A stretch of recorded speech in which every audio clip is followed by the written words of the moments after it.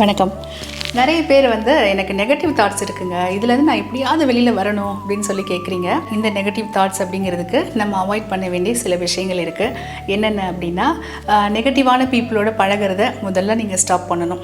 அடுத்தது, நெகட்டிவான விஷயங்களை திங்க் பண்ணுறது, நடந்து முடிஞ்ச விஷயங்கள், இந்த பழைய விஷயங்களை நினச்சோம் அப்படின்னாலே ஃபுல்லாக நீங்கள் நெகட்டிவிட்டிக்கு போயிட வேண்டியது தான். அதனால் இந்த 2 விஷயங்களை ஸ்டாப் பண்ணி பாருங்கள். இது கூடவே பூஜை வழிமுறைகளும் நான் உங்களுக்கு சொல்கிறேன். மனக்குழப்பங்களுக்கு காரகன் ஜோதிட ரீதியாக நம்ம பார்க்கும்போது சந்திரன் சொல்லுவாங்க. பௌர்ணமி அன்னைக்கு பௌர்ணமி நிலவை நேராக போய் தரிசனம் பண்ணுற மாதிரி நினச்சிக்கிட்டு எனக்கு குழப்பங்கள்லாம் தீரணும் அப்படின்னு சொல்லிட்டு நல்ல மனசார பிரார்த்தனை பண்ணிக்கோங்க. வீட்லேயும் நீங்கள் ஒரு வெண்பொங்கல் இல்லைன்னா ஒரு தயிர் சாதம் இந்த மாதிரி செஞ்சு உங்களோட பூஜை ரூமில் வச்சு பொதுவாக அம்மனுக்கு நீங்கள் படைச்சிட்டு மனசார வேண்டிக்கோங்க.